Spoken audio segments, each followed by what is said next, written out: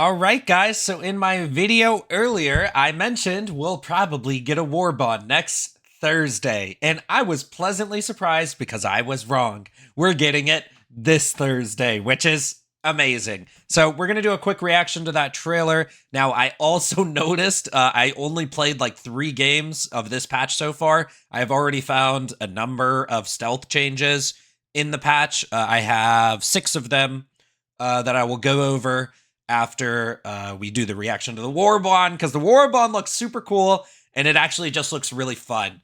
Some of the stuff in it doesn't necessarily look super powerful, but it looks really fun. So we're going to give our reaction to that. I also noticed the theming for this one, and I actually really like the theme of this one. So yeah, let's just dive straight in. All right, so we've got the PlayStation blog post open. Helldivers 2 Servants of Freedom Warbond launches February 6th, dude. This is the first time they've released a trailer for a Warbond, and it comes out in 2 days. I think they're putting this out before the anniversary, and this was actually a pretty sizable patch. It was, what, 5 gigs on Steam, 7 gigs on console. That's a pretty big patch for just a few bug fixes in a Warbond. I think there's some other stuff in there, and maybe we'll see what those space-time fluctuations were.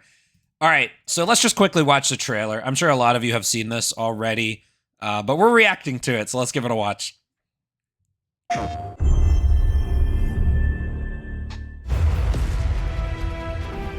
I really like the drip in this one.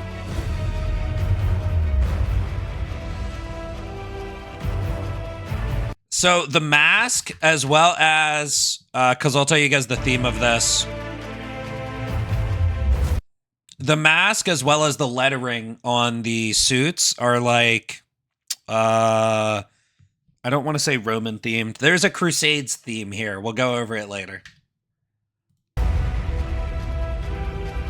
2 new weapons. A double-edged sickle looks weird. I'm hoping they made this thing, like, significantly different from the regular one.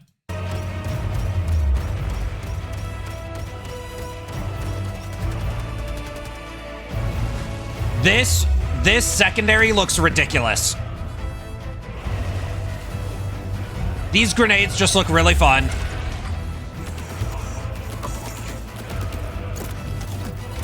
And the portable hell bomb looks like so fun. And what's cool?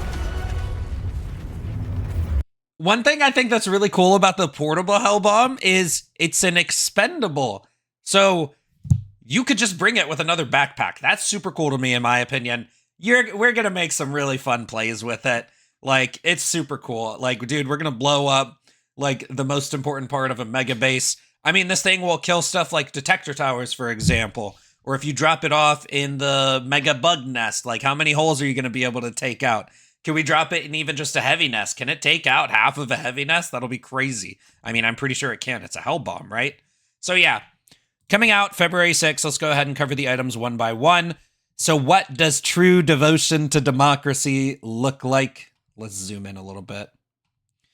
Hell bombs. It looks like hell bombs. They really send a message. Liberation is big, loud, and happening all around you. It gets the spirit of democracy soaring and gets a lot of other things soaring too, like buildings, bile titans, and automaton industrial sites. Now imagine...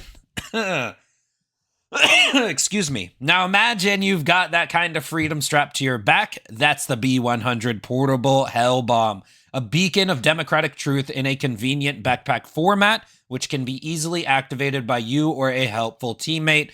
Just be sure to drop the pack and clear the area once it's active, because the B100's got a 10-second countdown that can't be canceled. And, dude, like I said, this is just cool. Even if it ends up, like, being bad, I don't even think it'll be bad. I think at the very least it'll be average, and at best it just looks so cool, dude. I'm gonna use this thing so often. And it's our first expendable backpack. I also just think that, like, the concept of an expendable backpack is super cool. All right, how do you make the sickle do more? Overclock it and bring some heat. The last 17 double-edged sickle is pure agony meets ecstasy as it starts to burn the wielder as well as everything in its path. Shoot through the pain, Helldiver. Now, The way this is worded, it sounds like, well, it's obviously going to set you on fire. So, fire resistant armor, vitality booster, that's going to be the combo to take as little damage as possible. But also, is this our first fire assault rifle? It says it's going to fire, set on, like, it starts to burn the wielder as well as everything in its path. So, is it going to set enemies on fire? Because that's pretty cool. Otherwise, to be fair, it does just look like a reskin of the sickle. Like, depending on how long you can shoot this gun, like how big the heatsink is, it's gonna be bigger than the regular sickle. And depending on how well you can mitigate the fire damage so that you can keep shooting it. And I don't know. I guess if it sets enemies on fire, that would be pretty cool. It'll kill like stuff like overseers a lot faster. For what it's worth. It'll kill alpha commanders faster than the regular sickle for what it's worth. So, you know, hopefully it's really good. Obviously, you'll have to wear something like fire armor to like really take advantage of it. All right, to help you spread liberty around, you can equip the GP20 Ultimatum, a front-loading grenade pistol for your secondary slot. The Ultimatum packs a punch like a grenade launcher on steroids designed for close-range use, but handle it with care or you might accidentally liberate yourself along with the enemy. There's a... Oh, okay, so that's all they said about the grenade pistol. So, I guess the only question with this is how much damage will it do? We won't know till it's in the game.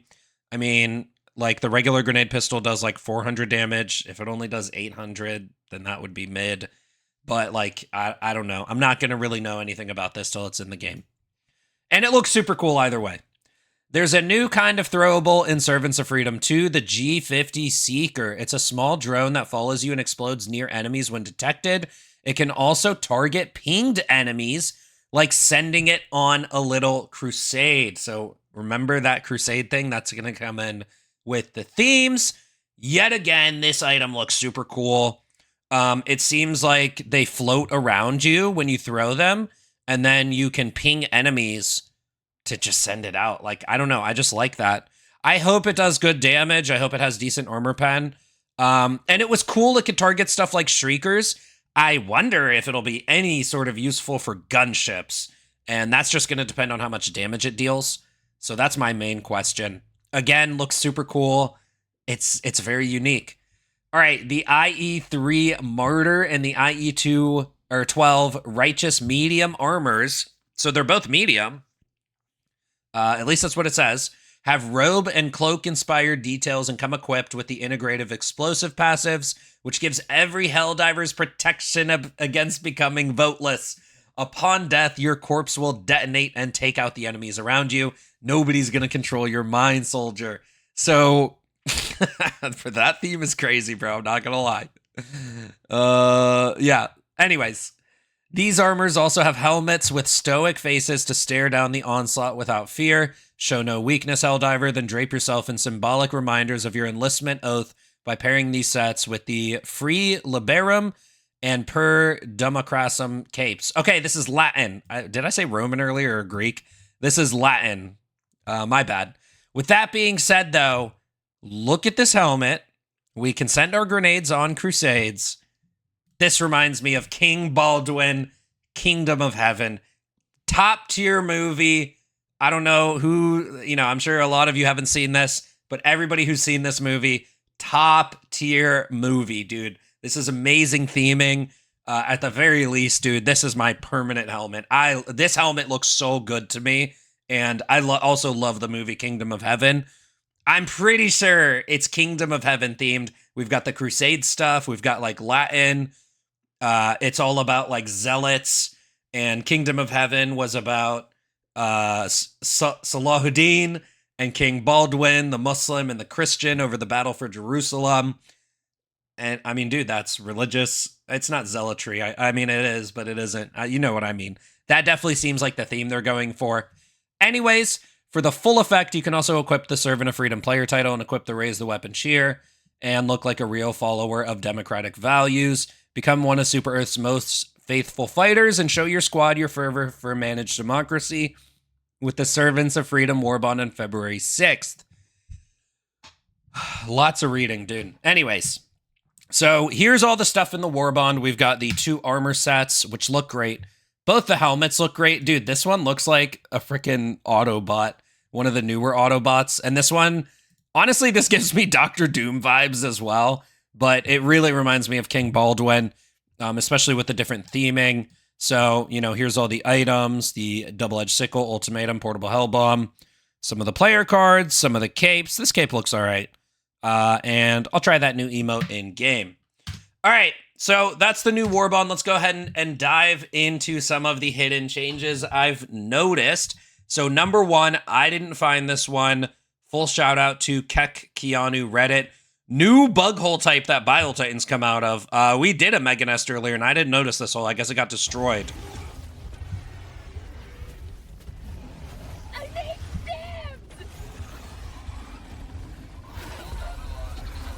Yeah.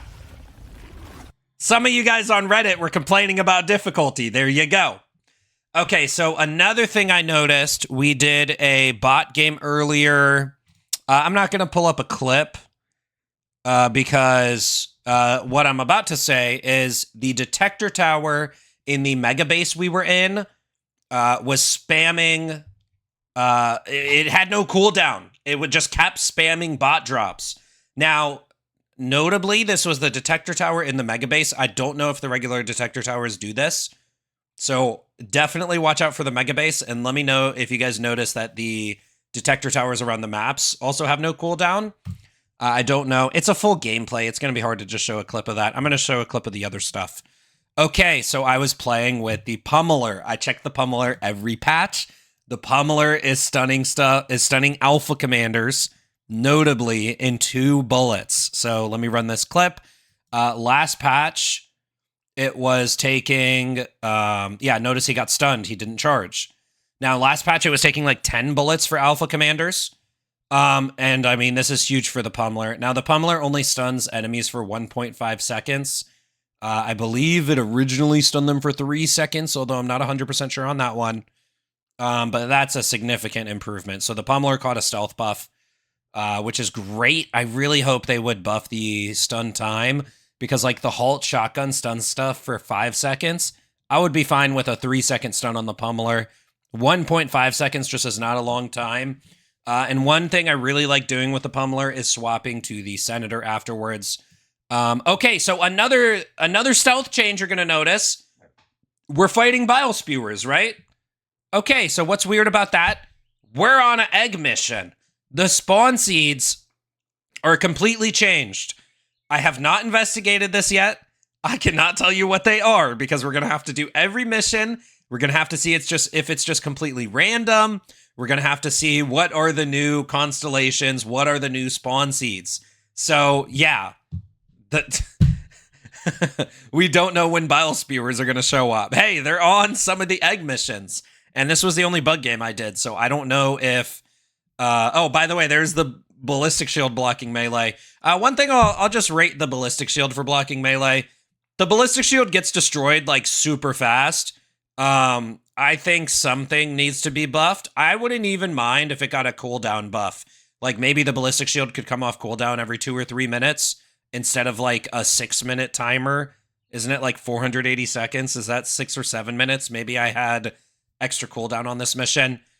I mean, it's still pretty cool for what it's worth. And one notable thing is Bile also heavily damages the ballistic shield. So it's not really that great on Bile Spewer seeds, but they made it block melee. So it's a step in the right direction at the very least. All right, what is next? We have shovels. You can pick up the shovels as a support melee weapon now, which is just so stupid and goofy looking. Like he's running around with a one-handed shovel. And Hassan posted this in my Discord. Shout out to Hassan. So you can now run the Constitution, the Stun Baton, or Stun Lance, and a shovel. You can have 3 melee weapons equipped, but this one you got to go find in game. And then one other thing, I'll just pull up this bot mission where I mentioned, this bot mission where I mentioned the detector tower. So we were literally doing all mines on bots. And we posted up in the mega base at some point. Yeah. And this detector tower from the Mega Base just kept calling it off cooldown. With that being said, though, there was a very big bot crash once like too many enemies spawned. So you guys might notice this on DSS missions where you notice bot games were crashing on the Eagle Storm missions. It wasn't the Eagle Storm crashing it. It's when you kill too many drop ships or when you kill too many bots. There was a crash fix where it said that fire won't crash your game. And also the drop ships are despawning much faster. I think I might have a clip of a dropship despawning. Let's see. So, but yeah, the game didn't crash and that detector tower was just spawning every single time. Yeah, here's the ship. It despawned right there. I think it was only on the floor for maybe 30 seconds or a minute. And it despawned. So this helped the stability of bot games. Now, this was a meme. Me and Clay ran literally all mines. We'll probably load up at some point with recoilless rifles and literally just blast everything we can to literally stress test to see if we can crash the game. But on just a normal bot game where the detector tower was just calling off like no cooldown, it wasn't crashing. And that's about it for now. I'm going to stream here in a second, probably right after I upload this video, and we're just going to search for hidden changes. But it seems like there's a lot of hidden changes this patch that were not listed in the patch notes. So be on the lookout. Comment down below if you noticed anything. I'll go investigate it. I'm going to try to post a follow-up video, hopefully by tomorrow. I'm going to try to get it out. But I am also a bit busy by tomorrow. So I'm just going to get out whatever I can find today into a video tomorrow, and I'll let you guys know. They also just updated like a lot of the UI. You can notice the health bar looks a bit different. The terminal switch looked different. There's a lot of random changes in this patch. So with that being said, that's going to be it. I'm just going to end the video right there. Great patch, by the way. Cool stuff. Glad for the new Warbond. I'm pretty sure something's happening on the anniversary, whether it's new missions or new enemies or something. There was definitely a lot more in this patch than what they said. So with that being said, I'll see you guys next time. I'm out.